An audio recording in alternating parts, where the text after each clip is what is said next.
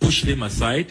What I saw, and I'm sure the videos will confirm that, his table and his mic was possibly taken out. And I heard the chief whip. The chief whip was the commander-in-chief of the chaos and the violence. He was directing them what to do. Muntutu, Munyi, carried. Oh, we didn't see that in the video, that the chairman's microphone was taken away. Who took the microphone, the chairman's microphone away? Even though I was seated here calmly, I could see and hear all of what was going on. And he said, Muntutu, Munyi. But you can't confirm who took the chairman's microphone. I would need to refresh my memory on that. Okay, because we don't have on record. Yeah. And that is our Foreign Affairs Minister, Okudzeto Ablakwa. Lion.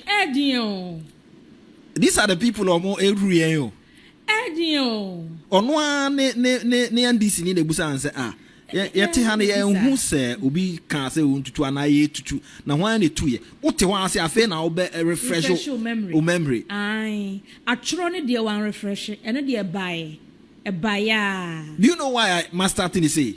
I'm telling the public, say, Finance Minister, budget or de ban, I throw a best 80%. Na more the air can over cancer grow, a baby and album who the NTM started and pay the free her.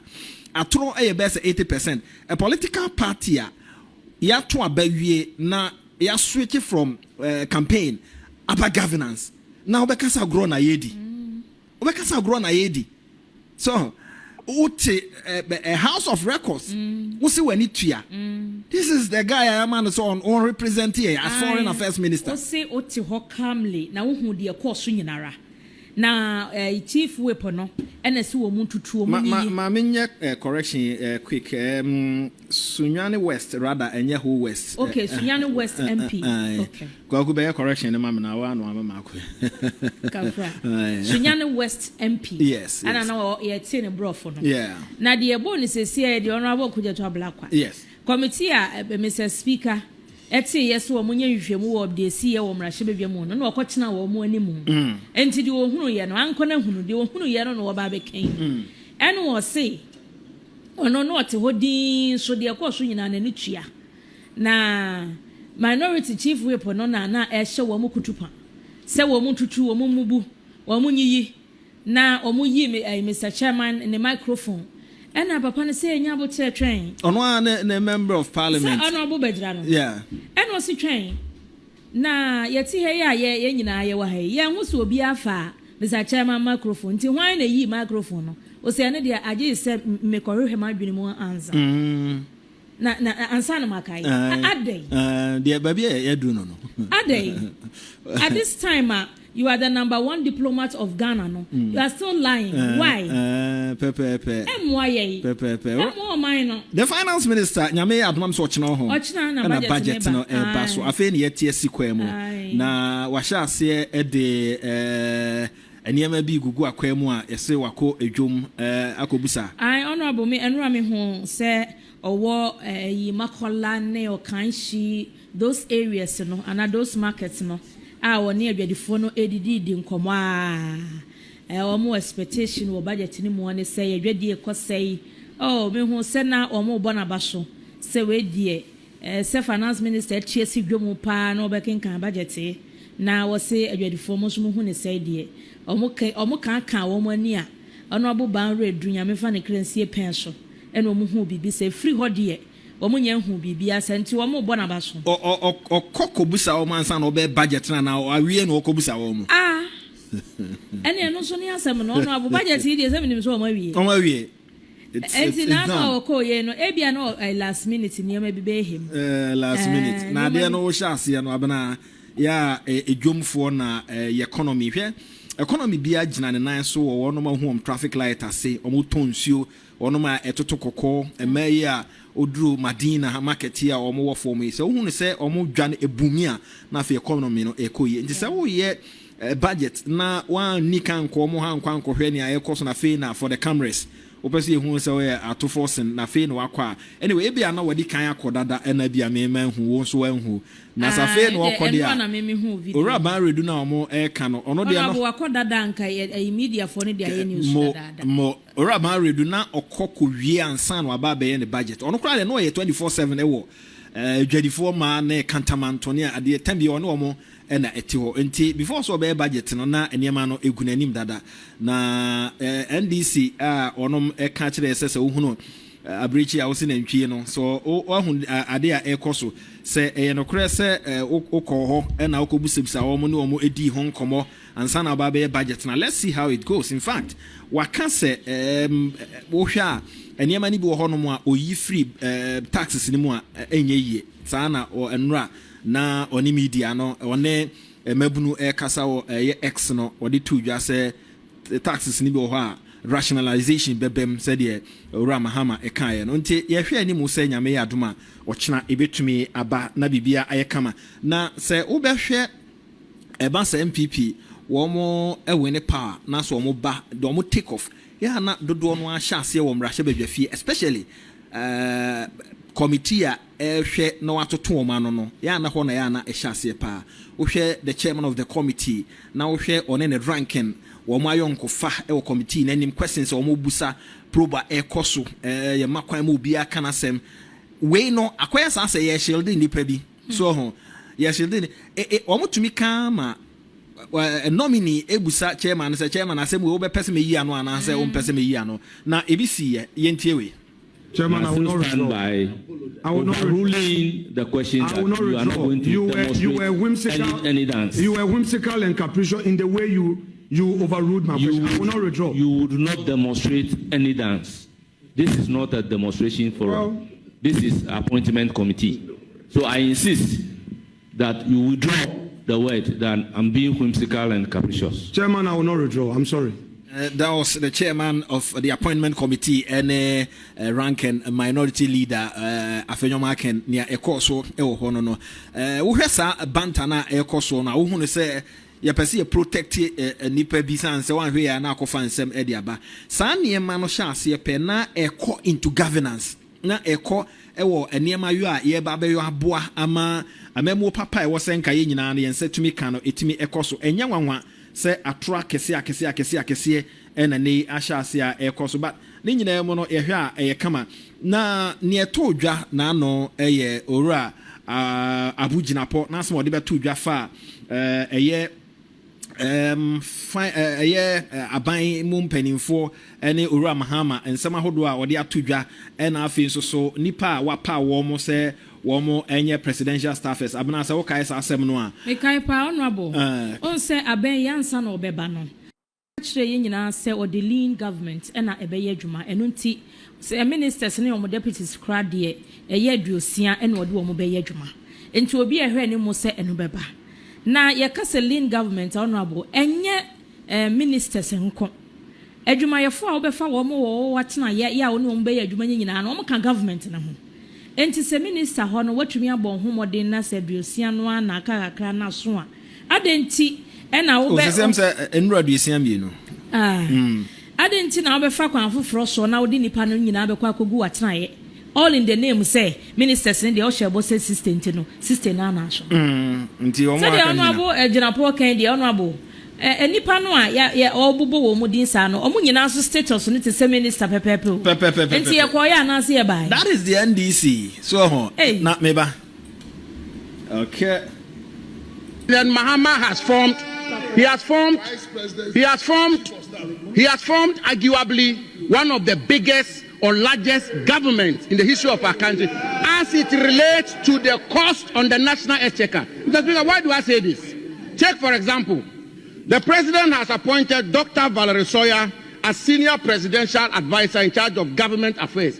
Her rank is a cabinet minister who doubles as a member of parliament. So her salary, her emolument, conditions of service, everything to do with her office is at the same rank as a cabinet minister who doubles as a member of parliament. The Speaker, he's appointed a presidential advisor on economy, appointed presidential advisor for 24-hour economy, presidential advisor in special aid to the president, Presidential Advisor on National Anti-Corruption Program, Presidential Advisor on Diaspora Affairs. Mr. Speaker, he goes on to appoint Presidential Advisor, Presidential Staffer, and Special Aide to the Vice President, Presidential Staffer for Black Star Experience, and then Presidential Staffer for Diaspora Affairs.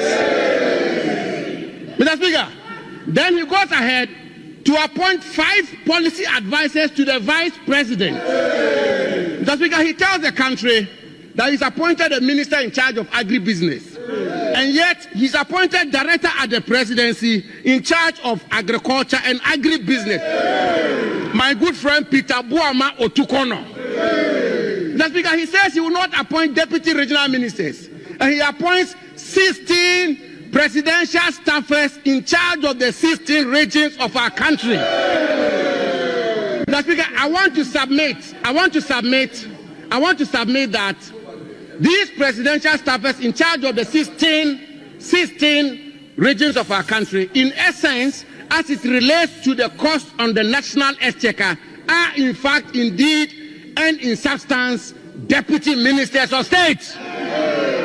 Mr. Speaker, he then appoints, Mr. Speaker, listen carefully, please. Mr. Speaker, he then appoints 1 presidential advisor on media, 4 directors of communication at the office of the president, 5 deputy directors of communication, 2 communication specialists, 5 technical communication assistants, 1 media aide, 1 assistant media liaison officer, 1 communications consultant.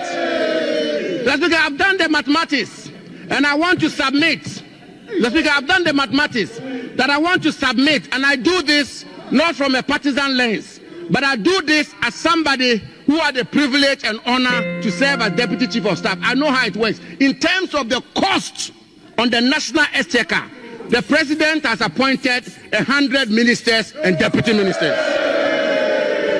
107.1 aha Oman FM Dobon Krata en munsem ena no pay de bro. This is what ye nyina no ye nitua na ekoso.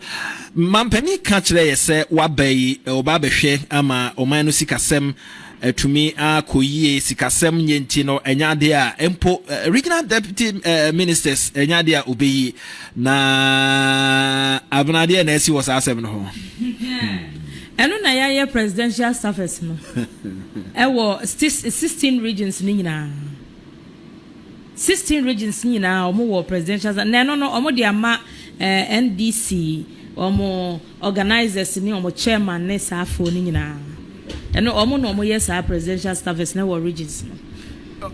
Eno yade a deputy ministers in disguise ene ya fam. Awo yes ade ase na wo dada. You see NDC omo hu yes ya adwene wo form. NDC for ehunu yes ya adwene wo form.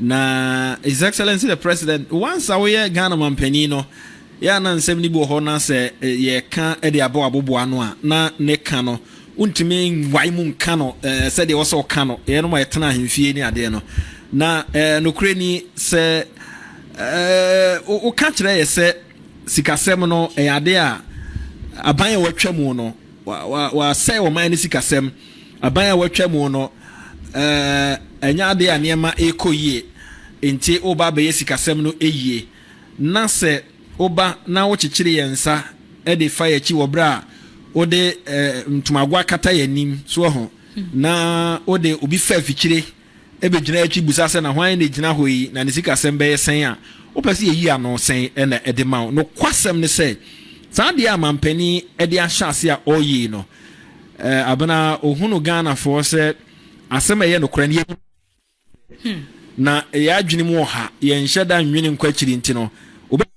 foforo so aye bibia oye na entesa ba kono ana ewo ho no ene omo ye mistake o every 16 presidential staffers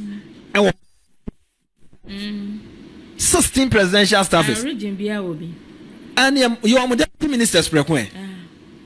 So deputy ministers in the nyako boso deputy ministers and then say ministers aduosian o kan na twam atra enti ne wo de be hye baby foforo ba ne nyina no ekosi wa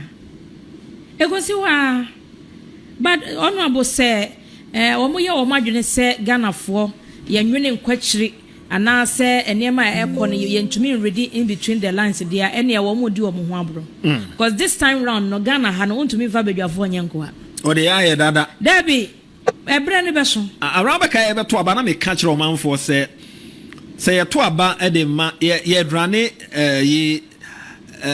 an executive presidency enti se ye to aba e de mama mpania ni open no ye once a entia constitution na obi ne be call Supreme Court no ne ope e na oye va na me cite president Akufo-Addo kra say ye nyina ye wo ha na racial for o say that be no on believing in racial for enti ne ye koto abade amanu yi a okwa a wo ma biwi se Nyankopon ye adom na so weni a ne ope e na obeye na ne ope nso no oye na emu e na wa ma ye ate ase se onyi deputy ministers e wo region but obema presidential staffers na presidential staffers na omo e wo 16 regions no omo ye den omo kwakwa ye dey omo no mbe say ye be a form for no because omo ye NDC obi o regional organizer and as a regional chairman and omo no omo ye staffers no yeah omo no omo ye staffers and the presidential staffer on there in charge of the region operations in charge of operations hey deal yeah at the end of the day no ababesi wa lean government no ya mutu amaso yes and ya try budget on the budget ni nya mai nti no ama yen sheda nhunu bedi a mampani edi ye ni ekire e won governance but niam ahodo a ekoso no na be kire o se insio eba beto abna ehya ase na efamframa kakra na emunamuna kakra na bubom kakra na afi ahya ase apete ne e ka kire wa ne se bia ontokua da ho pono da ho ana ompoma da ho na wantumu a e ma obre ama otumi e de akwakotum enti enema hodo ekoso no se e ma direction na e kire oba bia mampani opeso wode yen eni e kire ne mu ba konso eni we're taking a bold step forward.